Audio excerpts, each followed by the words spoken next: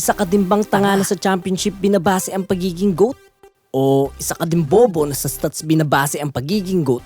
Yan na ang intro para sa mga tanga at bobo na mahilig makipagtalo lalo-lalo sa komento. Simulan natin nung unang pasok nila sa NBA. Si Jordan, 21 years old bago nakapasok sa NBA at si LeBron, 18 to 19 years old bago nakapasok sa NBA.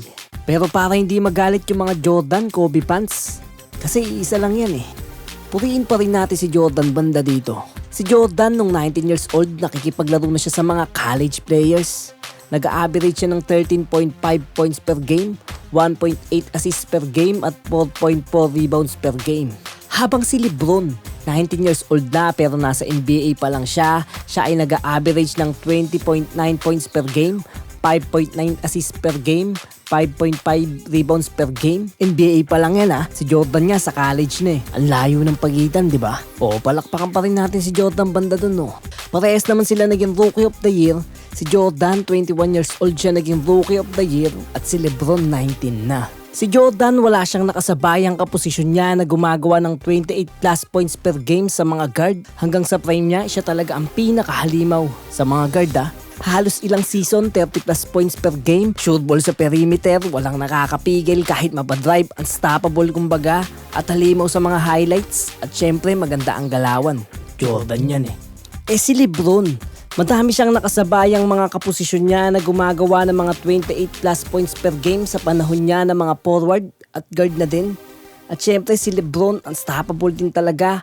All-around player lalo na kapag nakabuelo, drive, asahan mong i-score talaga at syempre matalino lalo na sa flop. At syempre yan ang gustong-gustong marinig ng mga haters. Kahit napaka-epektibo noon para makakuha ng foul para sa mga bobong referee. Lahat bobo no? Kung sasabihin ng iba na mas matindi daw ang depensa noon kaysa ngayon, makinig ka mabuti tanga.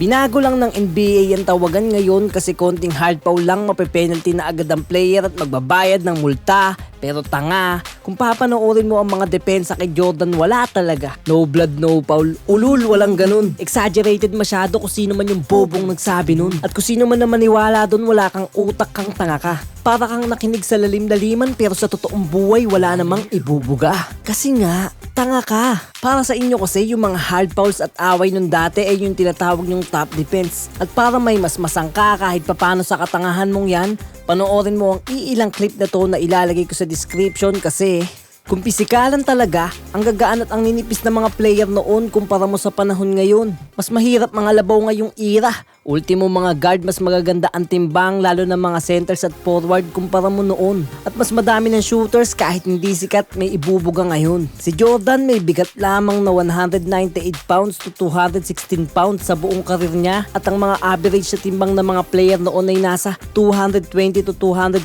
pounds lang kahit na mga sentro. At kung meron man magaganda ang timbang, iilan lang tanga.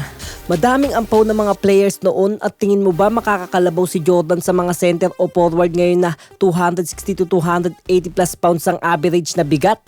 Iba ang evolusyon ng players noon sa ngayon. Dati pag bench player lang di talaga napapansin. Ngayon maparuki o bench kayang-kaya na din sumabay at maraming rookie na 19 years old pa lang nasa NBA na.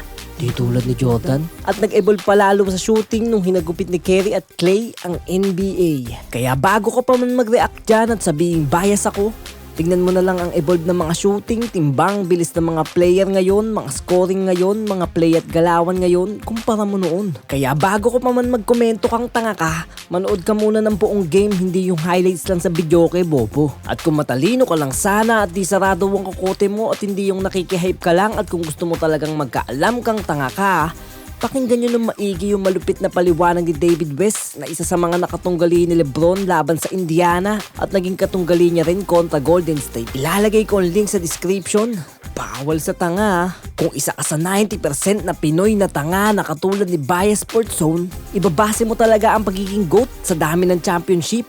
Pero bobo, ang daming magaling na player na hindi nakapag-champion pero mas magaling pa sila sa mga nakakuha ng championship ring tulad nila Iverson, McGrady, Charles Barkley, Karl Malone, Steve Nash, Chris Paul, Grant Hill at madami pa. Dahil ang championship ay achievements ng may pinakamagaling na team at coaches at di nang iisang player lang, bobo. At dahil championship lang rin ang basihan ng mga walang utak na to, papaliwanag ko kahit wala kayong utak, ibase natin kung sinong may mas malakas na team at mas magaling na coach, may mas malakas na kalaban o mas mahinang kalaban sa finals. At para mas maliwanagan ka ng maigi kung gaano kalakas ang Bulls na team ni Jordan noon kumpara mo sa mga naging team ni LeBron, tingnan mo na lang to.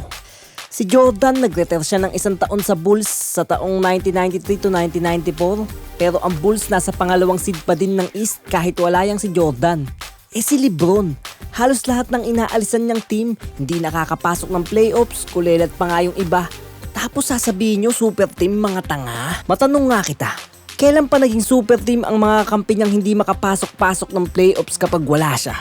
Tanga ka ba? Oo, tanga ka. Kaya mag-isip kang hayop ka. Walang nakatapat si Jordan sa finals na 5 ang future Hall of Famer na magkakasabay ang prime tulad ng Golden State. Kung Bulls ang team ni Jordan kontra doon, pwede pang manalo yun. Pero kung Cleveland, ewan lang natin kung madadala niya sa finals yun. At tang ina, kung marunong ka lang magkumpara, maiisip ng ulo mong walang lamang utak kaya hindi mo maisip-isip na mas mahirap pa nga yung era nila Kobe, Iverson, Dwayne Wade, McGrady, Vince Carter, Ray Allen, Tim Duncan, Carmelo Anthony. Kasi madami silang kasabayan na kasing galing nila. At panoorin mo ang iilang game na kapag nagpapahinga si Jordan sa bench, kayang-kayang sumabay ng mga kakampi niya. Lumalamang pa nga eh. Si LeBron, kapag nagpapahinga siya sa bench, mas madalas tinatambakan yung team niya kapag wala siya. Mapahinga lang ng konti at lalo kapag wala siya sa game. Ilang team ang dinala ni LeBron sa finals na walang kasamang prime star player na kakampi. Si Jordan, hindi nga makalusot yung papuntang finals nang wala si Pippen eh. Tapos first down lang laglag na. Hindi ko na pahabain, ng haba na nga eh. Para sa mga tangang katulad mong hindi maintindihan, dahil kung championship pa din ang basihan nyo sa pagiging GOAT, habang buhay kayong tanga. Dahil ang pagiging GOAT ay kung sino ang mas may pinakamahirap na ginawa sa buong karir niya. At kung sino ang mas may pinakamahirap na era, di ba? Hindi yung nag-champion lang, tanga.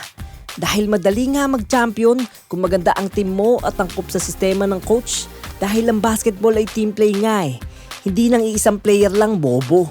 Hindi nang puro sikat lang at hindi yung maganda lang ang highlights. Kasi ngayong era na to, kahit hindi sikat na player, malakas na din talaga. Lahat gumagawa na talaga kahit rookie pa lang at kitang-kita naman, di ba?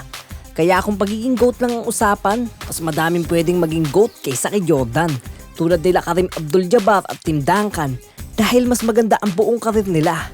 Hindi lang sila sikat kasi power forward o center kaya pangit ang galaw. Masyadong simple. Hindi katulad ni Jordan, swabing-swabe. Ang highlight sa video okay. Isama na din natin sila Kobe at Iverson dahil mas mahirap ang era nila kaysa kay Jordan. Si Stephen Curry, parang bagyong dumating na binago ang laro ng NBA. Tangina, mas mahirap yun.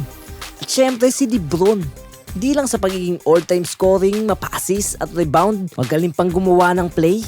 At ang era ni LeBron ay isa sa pinakamahirap para sa mga nag-iisip ng maigi. Halos rookie pa lang, kayang-kaya na din sumabay.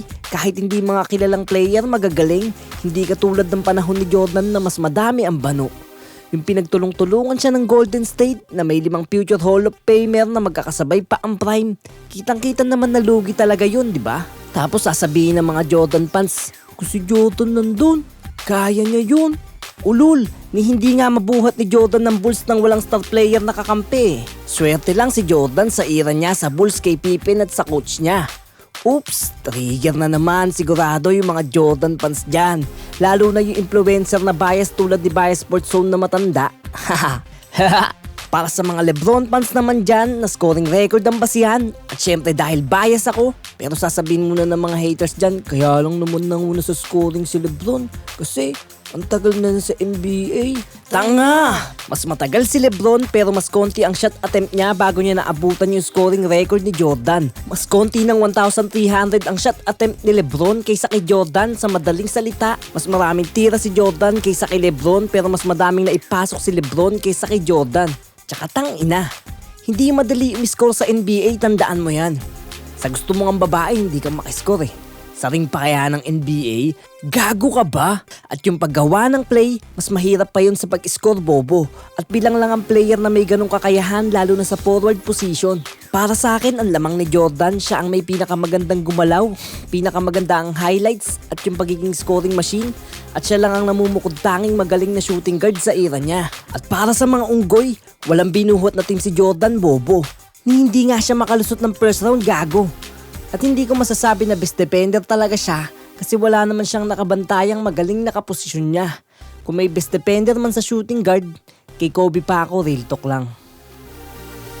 Bawal sa tanga, kaya buksan mo na. Pagkukutan mo na laging nakaranga, laging mukhang tanga, makinig ka na maigi. Kailangan mong kaalaman upang mapabuti. Hindi ko na kailangan palaliman, purong punto lamang para maliwanagan. Ako magsasambit ng mga dapat mong malaman. Kain kang halaman, iwas sa katangahan. Hindi ko na kailangan palaliman, purong punto lamang para maliwanagan. Ako magsasambit ng mga dapat mong malaman. Kain kang halaman, ako'y magpapaalam.